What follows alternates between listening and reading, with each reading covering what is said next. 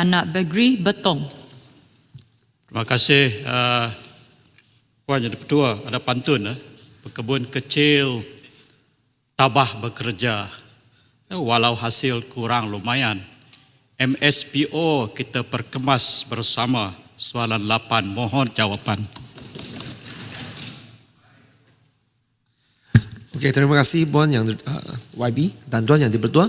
Untuk maklumat ahli yang berhormat, pelaksanaan pensijaran minyak sawit Mampan Malaysia MSPO 2.0 telah bermula pada 1 Januari 2025 dan meliputi kategori seperti berkebun kecil bersendirian PKP, berkebun kecil tersusun PKT serta ladang komersial. Sehingga 31 Ogos 2025, jumlah kawasan bertanam yang dipersetujukan dengan MSPO untuk PKP adalah sebanyak 754,822.28 hektar bersamaan dengan 92.2%.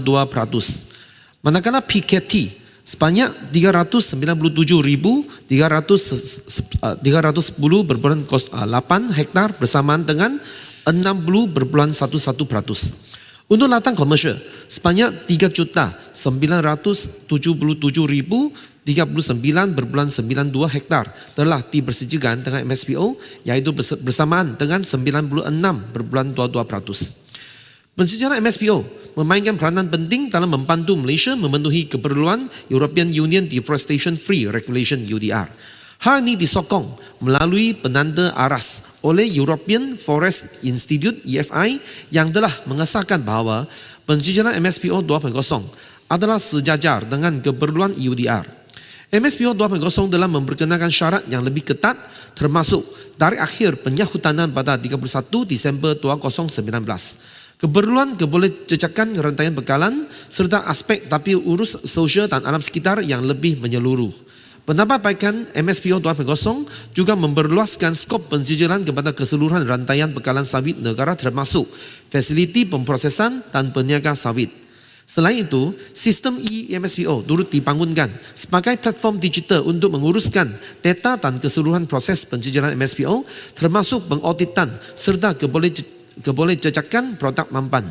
Pada masa yang sama, Kementerian juga sedang membangunkan sistem bersepadu, iaitu Sistem Kebolehjejakan Nasional SKN komoditi sawit yang membolehkan penjejakan dalam seluruh rantaian bekalan sawit negara dengan mengintegrasikan sistem yang sedia ada seperti Sawit Intelligent Management System SIMS bagi maklumat kebolehjejakan, jor sawit bagi jor lokasi dan peta poligon kebun, ladang dan eMSPO.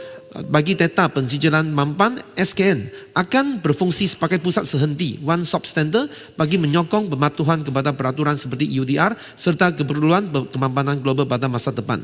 Untuk maklumat ahli yang berhormat, pengiktirafan pensijaran MSPO di peringkat antarabangsa juga memainkan peranan penting dalam membantu Malaysia memenuhi keperluan UDR. Semasa lawatan rasmi Pesuruhjaya Eropah bagi alam sekitar, daya tahan air dan ekonomi kitaran berdaya saing, Jessica Roswell ke Kampung Sungai Juda dan Palm Oil Experience Center di Pulau Keri pada 5 September 2025, beliau meninjau pelaksanaan amalan kemampanan melalui pensijaran MSPO dan menyatakan penghargaan terhadap usaha Malaysia menyelaraskan pensijaran dengan keperluan UDR. EU turut mengaku terima atau dengan izin acknowledge MSPO sebagai skim pensijaran kemampanan yang sahih dengan sistem kebolehjejakan digital bertaraf tinggi yang memudahkan pengendali mematuhi UDR dan memastikan minyak sawit Malaysia diimport secara sah dan bebas daripada penebangan hutan. Last point, kesimpulannya entiti yang telah dipersetujukan dengan MSPO berada pada landasan yang kukuh untuk mematuhi kehendak UDR. Pendekatan inklusif MSPO turut memastikan berkebun kecil terus terpelihara dalam rantaian nilai bekalan global. Ini menunjukkan bahawa industri sawit Malaysia bukan sahaja menepati piawaian kemampanan antarabangsa, malah turut menyokong kesejahteraan komuniti tempatan yang bergantung kepada komoditi ini. Sekian, terima kasih. Betong. Terima kasih Puan Ketua, terima kasih Timbalan Menteri di atas jawapan.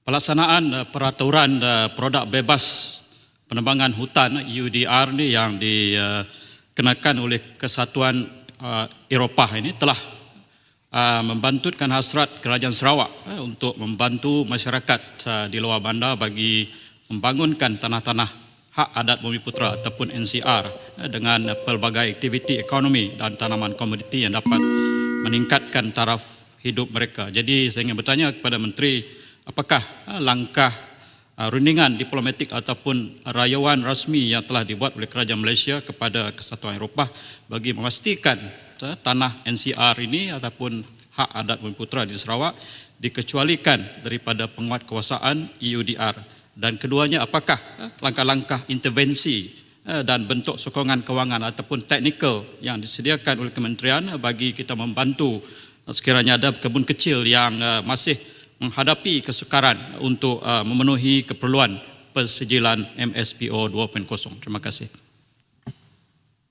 Untuk menjawab soalan daripada yang berhormat Petong, yang pertama mengenai ini NCR ni, isu NCR ni sebenarnya dia berkait rapat dengan prinsip di bawah EUDR ni untuk memastikan pemilikan tanah yang sah, legitimate land title bagi pelaksanaan aktiviti belakangan termasuk kepada berkebun kecil. Yang masalah dekat sini kerana kebanyakan NCR ni dia tak ada dokumen, okay, yang seperti mana yang grant seperti yang sistem tanah yang lain. So oleh demikian kita nak menghadapi yang isu ni kena melalui langkah secara G2G di mana kerajaan Sarawak dan juga kerajaan yang Malaysia ni yang melalui KPK ni harus mengatakan satu sesi yang libat urus untuk memastikan macam mana kita nak meyakinkan kepada EUDR bahawa ini merupakan salah satu hak milik yang sah juga untuk berwaris untuk NCR ini. So, dan untuk isu lain seperti bantuan kewangan dan sebagainya untuk berkebun kecil termasuklah pensijilan percuma, berkebun kecil yang memiliki kebun kelapa sawit yang kurang daripada 40,46 hektar atau 100 ekar layak menerima insentif pensijilan MSPO secara percuma, dan termasuk juga insentif peralatan seperti untuk menampung kos peralatan perlindungan diri PPE dan rak penyimpanan bahan kimia. Terima kasih. Kubang Kerian. Baik, terima kasih. Saya ingin soalan tambahan saya ialah kita tahu bahawa ciri utama dalam MPSO 2.0 ini dia termasuk sistem digital traceability atau MPSO. Isu yang saya nak bangkitkan ialah soal pengiktirafan disebut tadi terhadap persijilan MPSO khususnya oleh EU. Apakah kerajaan berhasrat untuk memastikan ataupun ada perundingan secara resmi dengan Suruhanjaya Eropah bagi memastikan pengiktirafan penuh pada MPSO. Sekarang ini dia tidak ada pengiktirafan penuh, cuma dia menerima, tapi kita nak supaya satu pengiktirafan penuh dibuat. Yang kedua ialah tentang sejauh mana pengeksportan minyak sawit kita di luar Eropah, ya, khususnya bagi mengelak beban yang pas ditanggung oleh petani, oleh kita peladang-peladang di Malaysia. Terima kasih. Ya, YB Kubang Kerian MSPO, bukan MPSO. Okay, MSPO. So untuk isu MSPO ini, kerajaan seperti tadi saya mengatakan, kita juga host satu lawatan daripada ini Pesuruhjaya dari EU, TR ini, daripada Kesatuan Eropah ini yang untuk alam sekitar, daya tahan air dan ekonomi kitaran berdaya saing. Jessica Roswell, dia baru-baru ni beliau datang melawat ke Palm Oil Experience Center dekat Pulau Keri pada 5 September 2025.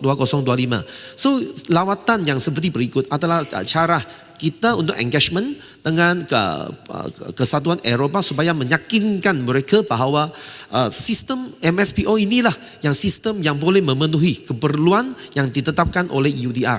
So dan dari masa ke semasa kita melalui berbagai jenis meeting dan juga ini perjumpaan dua hala, kita juga semakin menuju ke arah untuk meyakinkan mereka untuk menerima ini sebagai satu keperluan untuk memenuhi keperluan EUDR ni.